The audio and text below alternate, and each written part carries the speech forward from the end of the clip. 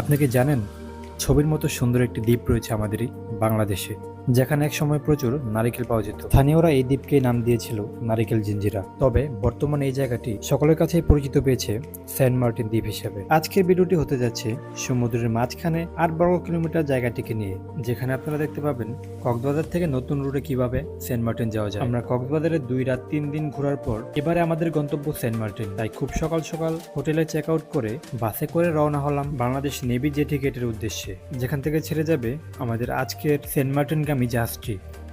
কক্সবাজার থেকে navy jetty গেটে যাওয়ার জন্য আমরা বাসাই করেছিলাম একটি লোকাল বাস, এবং তাড়াহুড়া করেই সবাই বাসে উঠে পড়ি।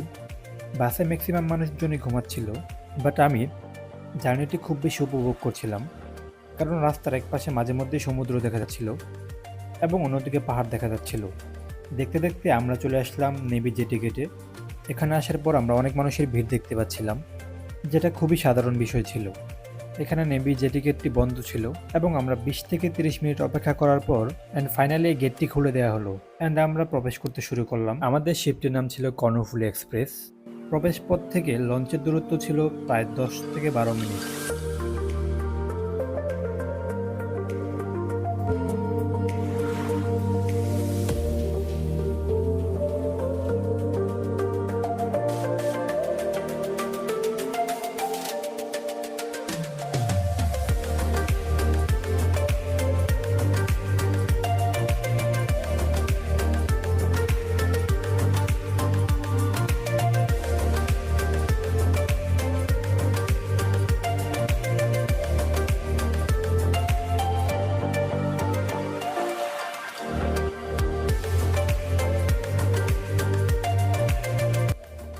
আমরা লঞ্চে ওঠার পরপরই অনেক মজার অভিজ্ঞতার সম্মুখীন হই।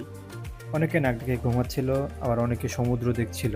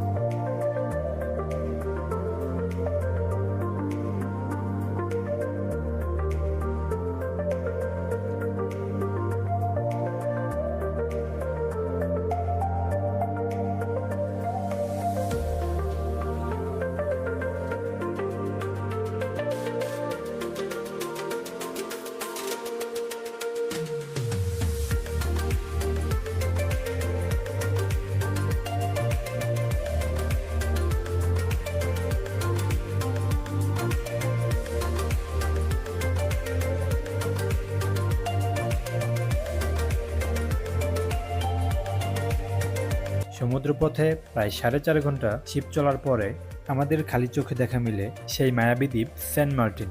শিপ থেকে সেন্ট মার্টিন দ্বীপটি দেখতে অনেক বেশি সুন্দর লাগছিল। সো আমি খুব এক্সাইটেড ছিলাম যে কখন আমরা দ্বীপটিতে পা রাখবো। আলহামদুলিল্লাহ, সেফলি আমরা পৌঁছে গেলাম সেন্ট মার্টিন দ্বীপ।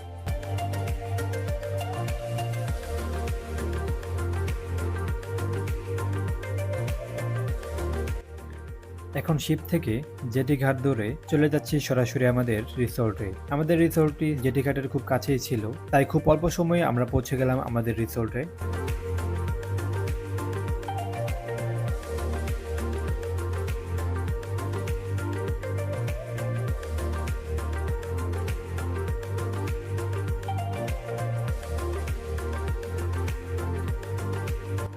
আমরা ছিলাম ৩২ জনের একটি গ্রুপ অ্যান্ড এটি ছিল একটি অফিসিয়াল ট্যুর। তো দেখতেই পাচ্ছেন অনেক মানুষের কোলাহল ছিল অ্যান্ড আমরা তাড়াহুড়ো করে রিসোর্টে ব্যাগগুলো রেখে চলে আসলাম বিচে। বিচে অনেক বেশি গরম ছিল, বাট আমরা খুব এক্সাইটেড ছিলাম যে কখন বিচে আসবো। সত্যি বলতে এত লম্বা জার্নির পরেও সেন্ট মার্টিনের অপরূপ সৌন্দর্য দেখে আলহামদুলিল্লাহ আমাদের সকল ক্লান্তি দূর হয়ে যায়। অ্যান্ড আমরা বিকালবেলা বাইকে ঘোরাঘুরি করি এবং রাত্রিবেলা আমরা যাই বিচের পাড়ে। যাওয়ার পর দেখতে পাই একটি জেলে ভাই মাছ ধরছিল। মাছগুলো দেখে এত ভালো লাগছিল যে ভাষায় প্রকাশ করার মতো না। আজকে সকাল সকাল আমরা বের হয়ে পড়লাম এবং আজকে আমাদের উদ্দেশ্য ছেড়াদ্বীপ। সেন্ট মার্টিনের দ্বিতীয় দিনে আপনাদের স্বাগতম। জেটি গেট ধরে আমরা সোজা হাঁটতে লাগলাম অ্যান্ড এখান থেকে ইঞ্জিন চালিত নৌকায় করে আমরা যাব ছেড়াদ্বীপ।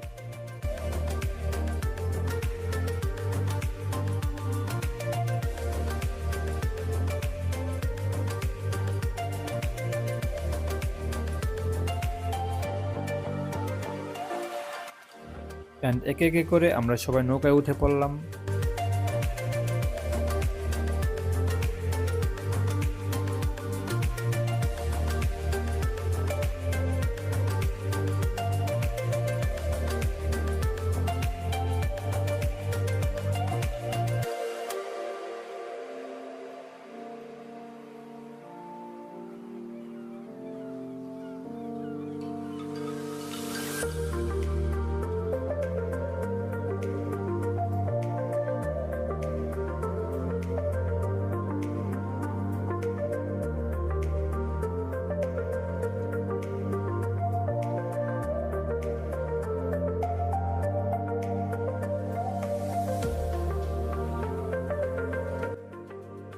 অ্যান্ড সেফলি আমরা পৌঁছে গেলাম ছেড়া দ্বীপ। Very good. তো চলুন এবার ছেড়া দ্বীপটা ঘুরে দেখা যাক।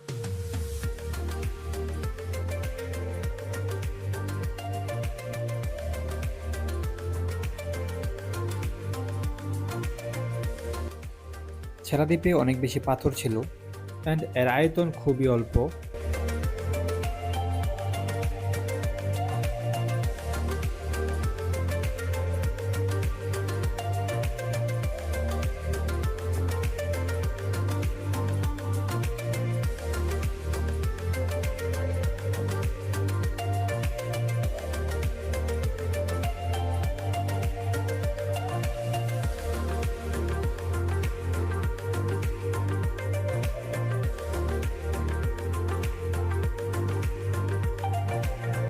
ছেড়া দ্বীপে বেশ কিছু দোকান ছিল যেখান থেকে আপনি পানি বা অন্যান্য জিনিসপত্র কিনতে পারবেন, তবে তুলনামূলকভাবে সবকিছুর দাম ছিল অনেক বেশি, অর্থাৎ 20 টাকার পানি আপনাকে কিনে খেতে হবে 30 টাকা দিয়ে। পাশাপাশি আপনি পানির স্বাদটাও ঠিক মতো পাবেন না।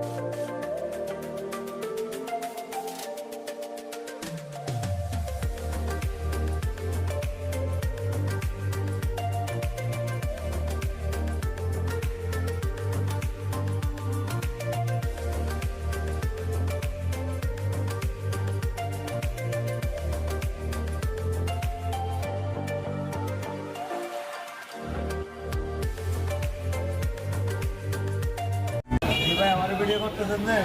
জানি না।